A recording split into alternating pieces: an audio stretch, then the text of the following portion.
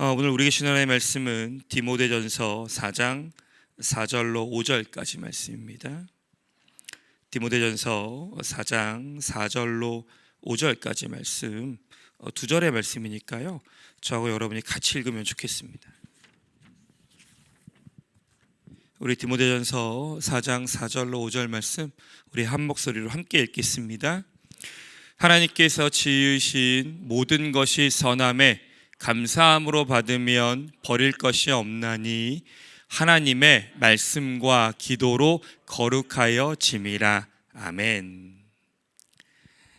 오늘 여러분과 함께 나누려고 하는 말씀의 제목이 아디아포라입니다. 아디아포라. 근데 제목이 좀 낯설죠? 이 제목은 헬라어입니다. 그래서 이 아디아포라라는 말을 그냥 사전적인 의미로 그대로 번역하면 명백히 규정되지 않은 것이라는 의미를 갖고 있습니다. 명백히 규정되지 않은 것. 이야기를 한번 들어봐 주시면 좋겠습니다. 지금은 성경이 검색이 가능한 시대를 살고 있는데 이게 목회자에게 얼마나 행복한지 몰라요. 예전에는 성경에 예를 들면 고린도전서에 사랑이라는 단어가 몇 개 나오는지를 알려면 하나하나 펴서 셀 수밖에 없었습니다. 그래서 가끔 간혹 어떤 목사님께서 고린도전서에 13번 나온다 이렇게 얘기하면 교인들이 집에 가서 13번 나오는지 세어보기도 했던 시대도 있었거든요. 그래서 이게 되게 쉽지가 않았는데 시대가 달라져서 이제는 탁 누르면 몇 번 나오는지 딱 나오는 이제 그런 시대를 살고 있습니다. 얼마나 수월한지 몰라요. 근데 지금 제가 말씀드리려는 건 그런 게 없던 시대에 대한 이야기입니다. 제가 청년부에서 함께 활동하고 있을 때 그때 저희 교회 청년부의 가장 큰, 제가 이제 청년이었는데 가장 큰 이슈는 이제 음주에 대한 문제였어요. 음주. 그러니까 막 논쟁이 붙은 거죠. 성경에 소주는 없다. 이런 얘기 많이 했고요. 취하지 말라고 했는데 난 마셔도 안 취한다. 이런 말 엄청 많이 했습니다. 도대체 이 이슈를 어떻게 해결할 것이냐? 난 성경에 그렇게 써 있으면 안 먹을래. 이런 분들도 있었고요. 막 그렇게. 근데 저희가 당시에 문자주의에 아주 집착하던 시기였는데, 근데 저희를 지도하시던 청년부 전도사님께서 저에게 이렇게 말씀하셨어요. 내가 드디어 성경에서 소주를 발견했다. 그리고 저희 모두를 그 청년부 지하실 방으로 모였습니다. 그리고 전사님이 우리에게 성경책을 이렇게 펴서 그 구절을 읽어주셨어요. 그게 누가복음 1장 15절인데 잘 가져왔습니다. 들어보십시오. 이는 저가 주 앞에 큰 자가 되며 포도주나 소주를 마시지 아니하며. 아직도 그날 그 전도사님이 성경을 피는 장면과 손으로 짚어 읽어왔는데 소주라고 써있는 이 글자를 보는 그날의 놀라움이 잊혀지지 않아요. 근데 더 재밌는 건 이게 개역 한글판이거든요. 지금 여러분과 제가 보고 있는 성경은 개역 개정판입니다. 이게 개역 개정판으로 넘어오며 저 단어가 빠졌어요. 독주라는 단어로 바뀌었습니다. 그래서 그때 같이 친하게 지냈던 친구들이 지금도 가끔 그런 얘기 하는데 성경이 드디어 나에게 소주 먹는 걸 허락하셨다. 그래서 이 단어를 뺐다. 이렇게 얘기하는 사람들도 있었습니다. 독주나 소주는 어떤 뜻이냐 하면 그 단어는 헬라어로 당시에 우상숭배를 하는 이방의 사람들이 술에다가 미약을 타서 사람을 현혹시키기 위해 먹던 술이었어요. 그래서 그 단어를 우리가 번역하며 소주라고 번역했다가 독주로 번역하게 되었던 것입니다. 오늘 여러분 영상 보셔서 아시겠지만 지지난주에 우리 청년부가 수련회를 다녀왔습니다. 저도 지난주에 3부 예배에 참석해서 우리 청년들에게 인사를 했습니다. 부임했다고. 그래서 그날 설교 이렇게 예배에 참석했는데 그날 목사님께서 그 수련회에 다녀왔던 그 수련회에 참석했던 청년들이 했던 Q&A 질문들에 대해서 이렇게 소개하시는 거예요. 근데 그 질문이 너무 재밌기도 하고 제 안에 이렇게 귀에 꼭 꽂혔습니다. 물론 저희 교회 청년들 이야기는 아니겠죠. 연합수련회니까. 근데 이 친구들이 이렇게 Q&A로 질문을 한 거예요. 들어보십시오. 수련회 가는 길에 K-팝을 들으며 가도 되나요? 문신해도 되나요? 저는 눈썹이 없는데 눈썹 문신 되나요? 혹시 말씀으로 레터링 문신해도 되나요? 이렇게. 그리고 드디어 이 질문이 나왔습니다. 들어보십시오. 이 친구는 참 디테일하게 얘기했어요. 술 취하지 말라는 말이 있는데 저는 주량이 8병인데 6병까지만 먹으면 안 취하는데 거기까지만 먹고 집에 가면 안 될까요? 여러분은 이런 질문을 받으셨다면 뭐라고 답변하시겠습니까? 여러분은 이 이야기에 뭐라고 답변하시겠습니까? 이게 청년들이니까 이 정도죠. 이게 청소년으로 내려가면 질문이 더 아주 직설적으로 바뀝니다. 아이들이 이렇게 물어봤어요. 롤게임, 저는 잘 모릅니다만 롤이라는 게임이 있답니다. 성경에 롤게임 하지 말라는 말이 없으니 해도 되는 것 아닌가요? 엄마는 컴퓨터가 우상이라는데 성경에 그런 말이 있나요? 엄마가 사순절 기간에 핸드폰을 하지 말라고 뺏어갔는데 성경에 핸드폰은 안 써 있던데요? 이런 아이들의 질문에는 뭐라고 답을 하시겠습니까? 여러분, 우리가 성경에 답이 있다 이런 말들을 참 많이 하잖아요.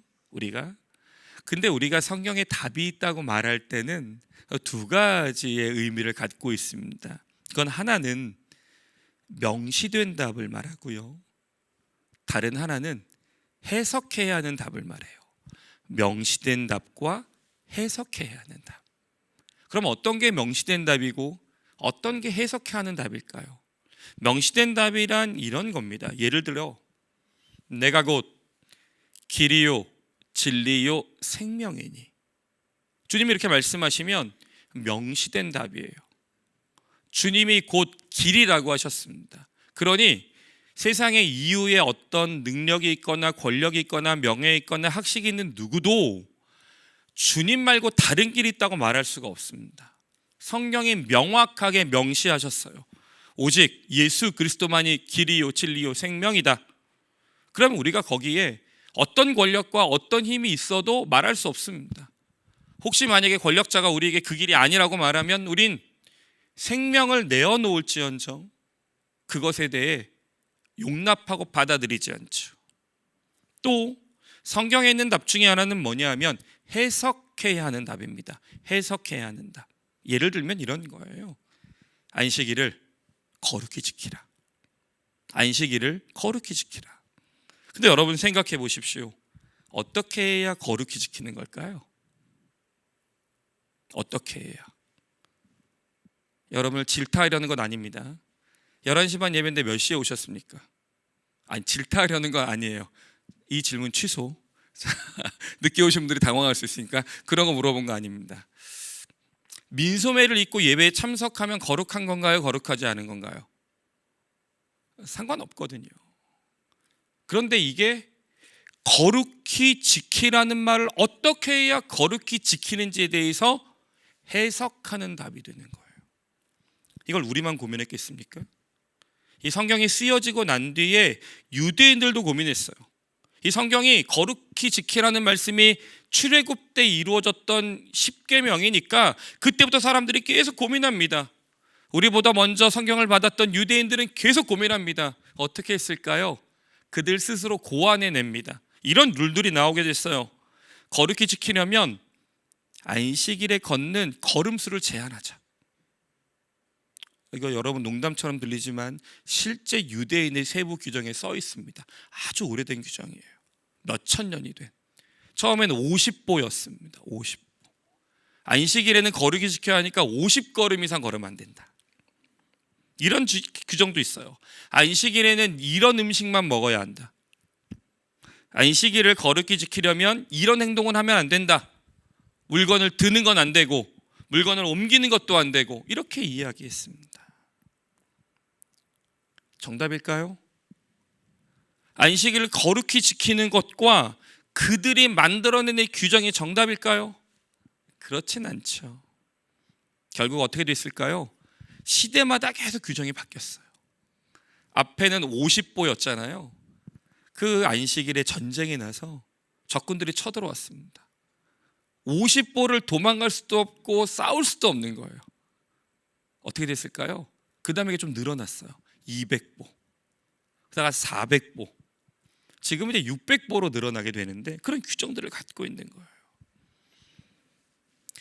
여러분들은 그런 일 없으십니까? 살다 보면 그땐 그랬어, 그렇게 말하는 거 없으셨어요?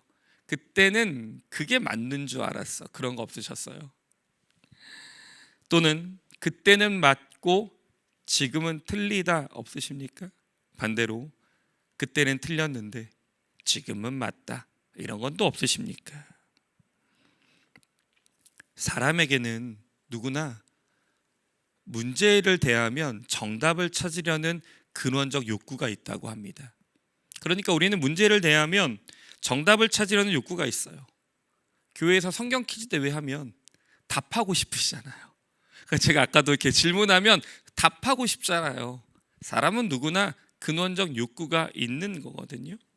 이게 신앙으로 넘어가면 더더욱 그래요. 선과 악을 규정짓고 싶고, 상과 벌을 말하고 싶고, 참과 거짓에 대한 답을 찾고 싶은 게 누구나 갖고 있는 기본적인 욕구가 되는 것입니다. 그런데 문제는 어떤 건 정답이 딱 떨어집니다. 말씀드렸잖아요. 예수가 길입니다. 제가 선포했는데 여러분이 반박하신다고 바뀌는 것도 아니고, 세상에 많은 사람이 안 믿는다고 바뀌는 것도 아니에요. 다수결로 할 수 있는 것도 아닌 거 아닙니까? 예수가 길이신데 정답이 딱 떨어지는 게 있어요. 그런데 또 그렇지 않고 해석이 필요한 부분들도 있습니다. 그런데 갈수록 이 부분이 더 많아지는 거예요. 그래서 성경은 우리에게 명시된 답과 해석해야 하는 답을 주시고 계시는 거죠. 그리고 사회가 점점 고도화될수록 이 해석해야 하는 답의 영역이 더 많아지고 있는 게 오늘 교회의 현실인 겁니다. 근데 여러분, 이게 우리만 이런 고민을 한 건 아니었어요. 그리스도인들은 다 누구나 그런 고민을 했습니다. 그래서 예전부터 그렇게 고민하는 그리스도인들을 위해 사용된 헬라어가 바로 아디아포라입니다. 아디아포라. 그래서 이 아디아포라라는 말을 다시 말씀드리면 명하지도 금하지도 않은, 명백히 규정되지 않은 것들을 아디아포라라고 말하는 거예요. 그러니까 성경으로 말하면 성경에서 문자 그대로 하지마 또는 그걸 해 라고 말하는 규정이 없는 것들의 영역을 아디아포라라고 말씀드리는 것입니다. 허용과 금지 규정이 없는 것들에 대한 거예요. 성경이 쓰여졌던 당시의 배경 문화보다 여러분, 우리가 살고 있는 문화가 훨씬 더 다양해졌고 커졌습니다. 앞으로 우리가 살아가게 될 문화는 어떨까요? 우리가 맞닥뜨려야 하는 세상은 어떨까요? 분명히 더 커져갈 거예요. 더 세분화되고 더 다양해질 거고요. 무한정 넓어질 수도 있습니다.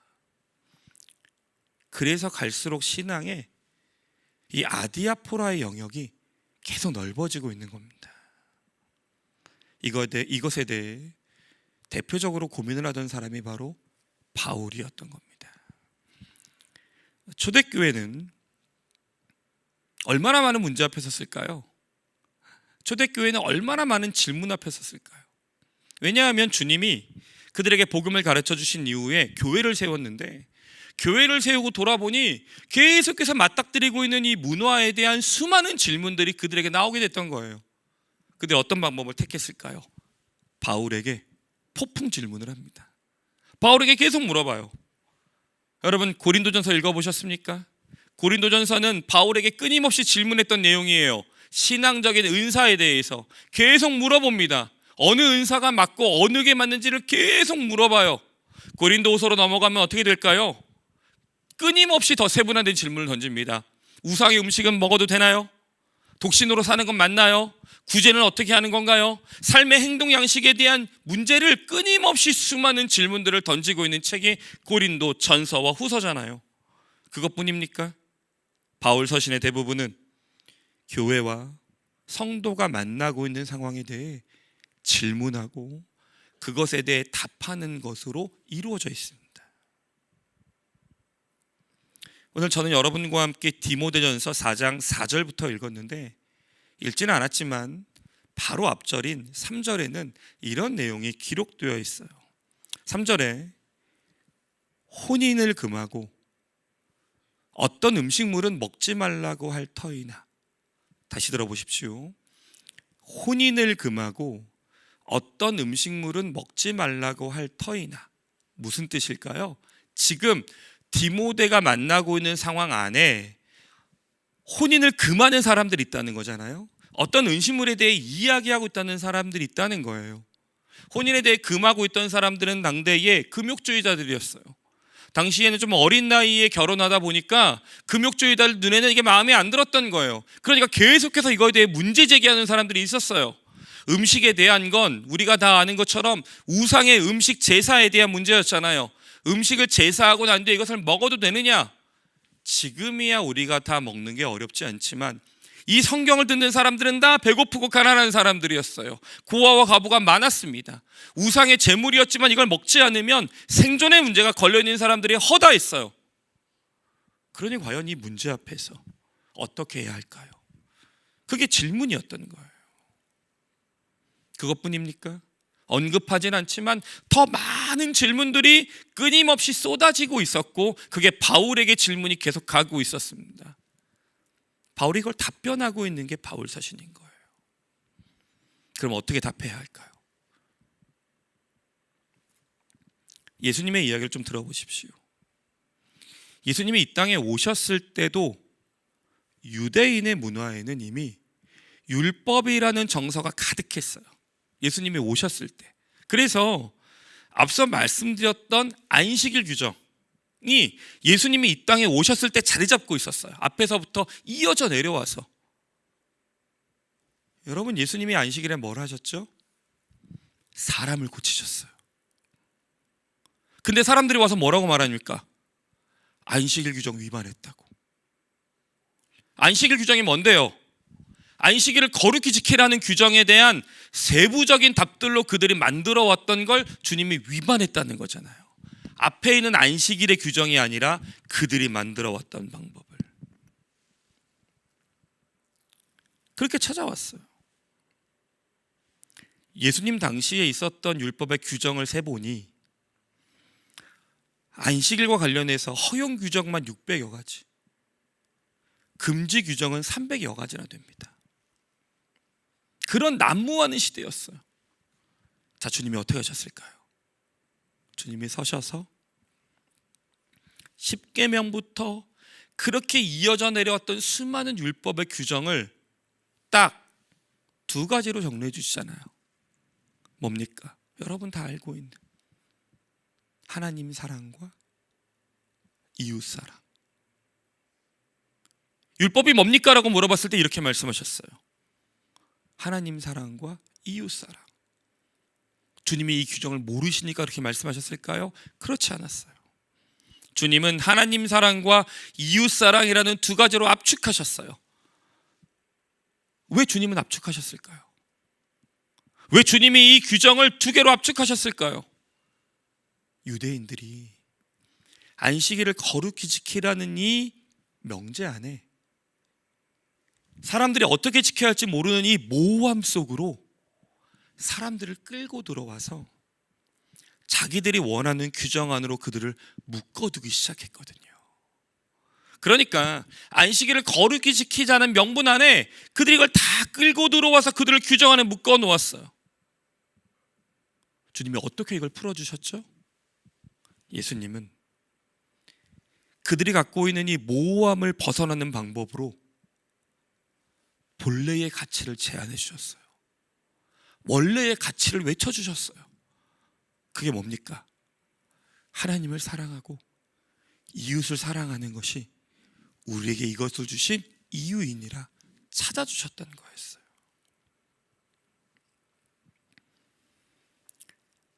우리가 궁금해하는 그 신앙의 수많은 모호함들 속에서 어떻게 찾아가야 할지 모르는 우리에게 답을 찾을 수 있는 키워드를 던져주신 거죠.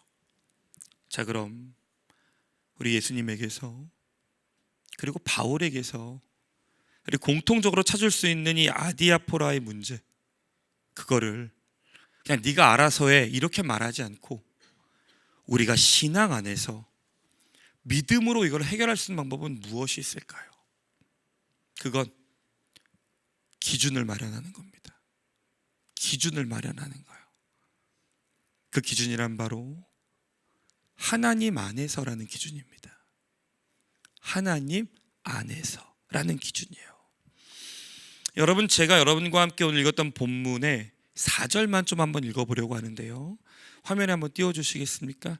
우리 같이 함께 오늘 말씀 4절 한 목소리로 한번 읽어볼까요? 자, 시작.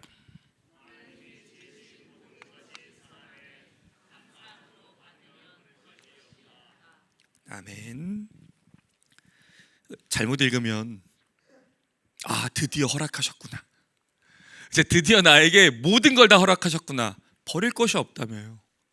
와, 나 이제 아무렇게나 다 해도 되는구나, 난 다 허락받은 거야 이제, 이렇게 착각하실 수 있는데 잘 읽어보면 바울이 말하려고 했던 건 애매한 건 그냥 다 해도 됩니다 이렇게 말하는 게 아니에요. 그 애매하다고 느끼는 이 아디아포라의 지점에 아주 중요한 기준 하나를 적용하라고 말해주고 있는 겁니다. 오늘 말씀의 첫 부분이 이렇게 시작을 해요. 하나님이 지으신 모든 것이. 그 말은 뭐냐 하면 하나님이 지으셨으니까 당신이 맞닥뜨리는 아디아포라의 모든 문제를 하나님 안에서 대하라, 이런 부탁인 거예요. 하나님이 지으신 모든 것, 우리가 만나고 있는 이 땅의 모든 일들이 하나님이 다 지으신 것이니까 그 모호함과 애매함의 사이 속에 하나님의 마음으로 대하라, 하나님으로 그 안에 들어가라 부탁하고 있는 거예요. 여러분, 여러분의 삶을 우리 하나님이 만드셨다고 고백하십니까? 아멘. 여러분이 살아가고 있는 삶의 모든 여정이 하나님 안에 있다고 고백하십니까? 아멘. 비록 성경이 2000년 전에 완성이 되어서 그때 이후로 우리가 살아가고 있는 삶에 있는 이 세부적인 걸 다 담아내고 있지 않더라도, 성경이 우리가 살아가고 있는 이 세세한 규정들에 대해 구체적으로 언급하고 있지 않더라도, 그리고 앞으로 일어나게 될 삶의 수많은 사건들도 다 언급하지 않더라도 변함없는 사실은 그 모든 것이 다 하나님 안에 있다는 것입니다. 모든 것이 다 하나님 안에 있다는 겁니다. 그래서 하나님께서는 명시된 답뿐만 아니라 우리가 해석해야 되는 이 아디아포라의 수많은 질문 속에 성경을 통해서 하나님의 마음을 알게 하셨고, 그 마음으로 우리가 살아갈 이 세계와 세상을 이해하도록 허락하셨습니다. 그래서 신앙인들에게는 공통의 생각이라는 게 있어요. 공통의 생각. 여러분은 어떻게 생각하시는지 모르겠는데 저는 이상하게 주일 오전 예배는 11시에 드려야 될 것 같아요. 왜냐하면 제가 어렸을 때 제가 섬기던 교회의 담임 목사님이 머릿속에 완전히 박으셨어요. 주일 오전 예배는, 그땐 대예배라고 불렀으니까, 주일 대배는 11시 절대로 양보할 수 없다, 막 그게 하나님의 명령이다, 막 이렇게. 그렇습니까? 그럼 우리 명령 위반하고 있는 거잖아요. 그렇진 않아요.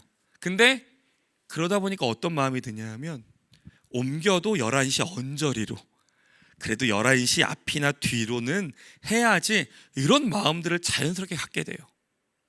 여러분, 교회 오실 때 아무렇게나 그냥 하는 마음으로 오지 않잖아요. 주일 교회 오실 때 내가 교회 가는 건데 라고 생각하며 갖게 되는 몸가짐이 있잖아요. 여러분, 교회에서 생활하실 때 우리가 함께 모두가 다 규정으로 말하지 않아도 다 생각하는 우리만의 공통적인 교회와 성경을 대하는 마음이 있잖아요. 여러분, 이거 글자가 쓰여져서 인쇄된 거에 불과하지만 제가 이거 막 함부로 해버리면 여러분 마음 얼마나 불편하세요? 왜요? 그런 규정이 있어요? 없지만 우리가 갖고 있는 공통의 생각이 있잖아요. 그걸 부르는 신학적 용어가 있습니다. 바로 성화된 상식이라고 말해요. 성화된 상식. 다른 세상 사람들은 상식이라고 말하는데 우리 예수 믿는 사람들끼리는 우리끼리 갖고 있는 성화된 상식, 교회를 대하고 신앙인들을 대하고 예배를 대하는 우리만의 상식이요. 그런 걸 갖고 있는 거잖아요. 왜 가지셨습니까? 우리가 일어나는 삶의 일들을, 예배를 대하는 우리의 마음을 하나님 안에서 해결하려고 했었으니까. 그러니 여러분, 삶에 어떤 사건이 일어나게 됐을 때 그것을 해석하는 건 하나님 안에서 해석해야 되는 겁니다. 삶에 어떤 일이 일어났을 때 그걸 대하는 기준은 하나님 앞에서, 하나님 안에서라는 기준으로 그 일들을 대해야 되는 거예요. 그리고 하나님의 마음을 품은 우리가 각각에게 허락하신 신앙의 양심에 따라 감사함으로 그것을 받으면 버릴 것이 없다는 말이었어요.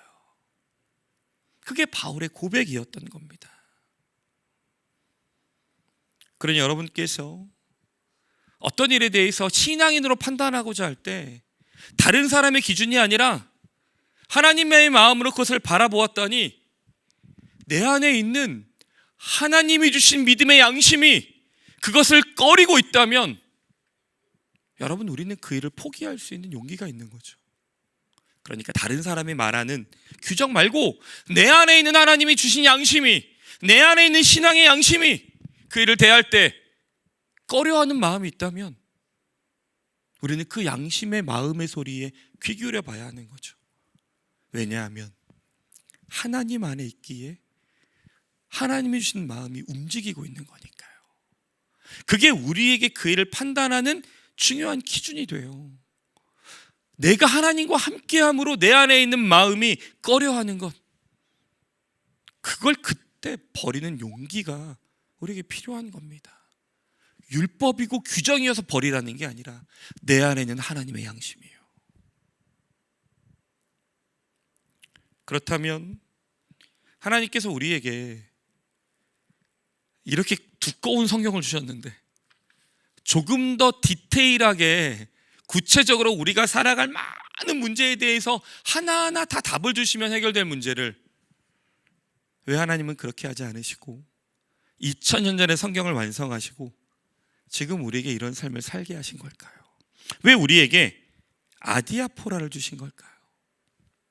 그건 하나님이 여러분을 기대하시기 때문입니다. 하나님께서 그리스도인들을 믿어주시기 때문이에요. 너는 그리스도인이니까 그리스도인답게 살 거라고 우리 하나님이 우리를 기대하시기 때문입니다. 그냥 주어진 명령만 따라 사는 그런 인생 말고 이렇게 혼란스럽고 어려운 세상에서 내 안에 있는 하나님의 마음으로, 내가 하나님 안에 있으니 그 하나님의 마음으로 오늘의 일을 대하며 그리스도인답게 결정하고 그리스도인답게 따라갈 수 있도록 그런 우리의 모습을 기대하시기 때문에 이런 아디아포라의 지점을 우리에게 주신 거예요. 우리가 하나님이 여기 안 써 있잖아 라고 말하면서 핑계하고 변명하고 도피하라고 이렇게 해두신 게 아니라 여러분 안에 두신 하나님의 마음이, 그 선한 양심이 그 일에 대해 어떻게 말하는지를 귀 기울여 듣고 그리스도인답게 결정하라고, 내 안에 있는 선한 양심이 그리스도인답게 결정하라고 아디아포라의 지점을 우리에게 허락하신 거예요. 그리고 하나님을 믿는 그리스도인이라면 능히 우리가 맞닥뜨리고 있는 그 많은 질문에 그리스도인답게 답하실 수 있다고 우리 하나님이 우리를 믿어주시기 때문에요. 그래서 허락하신 겁니다. 자, 이제 앞으로 다시 돌아갈까요? 아까 청년들이 했던 질문들, 우리 청소년이 했던 질문들 생각해 보십시오. 뭐라고 답해야 하겠습니까? 핑계대거나 빠져나가고 싶었거나 그거로 내가 내 욕망을 이루고 싶어 했던 그 마음들이 보이지 않습니까?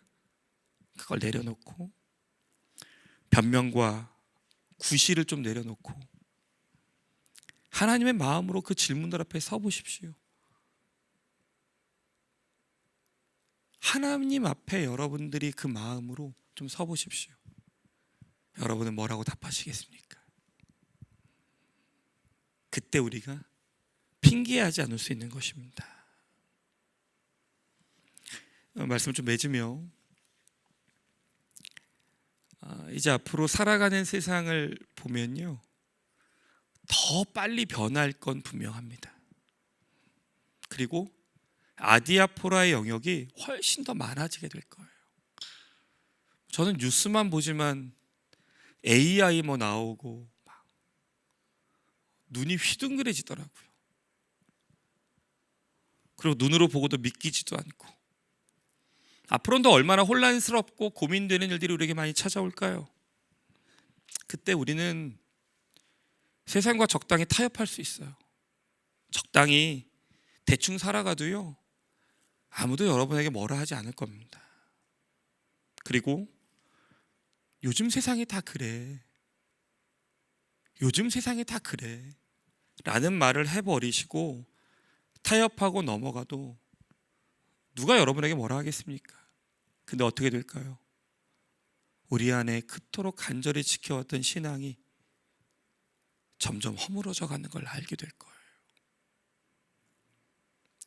한두 개씩 아무렇지도 않게 넘기다 보면 정말 우리 안에 가지고 있었던 신앙이 허물어져 가는 걸 보게 될 것입니다. 간절히 바라기는 오늘 사도 바울이 우리에게 권면하고 있는 이 말씀을 꼭 기억하면 좋겠습니다. 우리 하나님이 여러분에게 기대하고 계십니다. 하나님 안에 있는 여러분의 선한 양심이 믿음 안에서 능히 그 일에 대해 하나님의 마음을 찾아갈 수 있다는 걸 우리 하나님이 기대하고 계십니다. 그러니 그냥 쉬운 언어로 핑계하거나 변명하거나 그 안에 있는 것들을 찾아가지 말고 하나님 마음을 좀 생각해 보십시오. 여러분 세상 살 때 모든 일이 합법과 불법으로만 구분되던가요? 합법과 불법 안에 편법의 영역이 얼마나 많습니까? 그걸 어떻게 행동하면 성경에 맞는 건데요? 성경에 안 써 있어요. 그런데 뭐가 남아 있습니까? 아디아포라로 우리 안에 허락하신 하나님의 마음이 남았잖아요.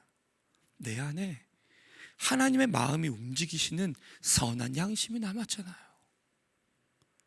그러니 오늘 말씀을 기억하는 이들에게 성경은 이렇게 부탁하는 거예요. 어디서든 그리스도인답게 사시라고. 사랑하는 여러분, 어디서든 그리스도인답게 사시라고. 여러분처럼 똑똑하신 분들이 편법을 행하려면 누가 잡아내겠습니까? 누가 그거에 대해 비판하겠어요? 아무도 말 못하죠. 여러분의 선한 양심이 알잖아요. 여러분의 선한 양심이, 하나님 안에 있는 우리의 선한 양심이 우리가 하나님의 마음을 따라가고 있는 건지, 오늘의 이 일을 그냥 핑계대고 변명하고 빠져나가려고 하고 있는지를 우리가 알게 되잖아요. 하나님 안에 있는 우리가. 이제 설날입니다. 그럴듯한 말로 많은 사람이 쉽게 무너지는 기회가 있는 날이기도 해요. 사랑하는 여러분, 이번 한 주 꼭 부탁하기는 그리스도인답게 잘 살아내시면 좋겠습니다. 하나님 안에 있는 여러분이니까 하나님 안에 있는 그 마음으로 그리스도인답게 잘 살아내시면 때론 질문에 답이 없어 보였던 삶의 아디아포라에 여러분은 능히 답을 할 수 있는 분들입니다. 그러니 이번 한 주간 하나님 마음으로 생각하시면서 어디에 있든 그리스도인답게 사는 여러분 되시기를 주님의 이름으로 간절히 축원합니다. 이 시간 함께 찬양하고 좀 기도할까요?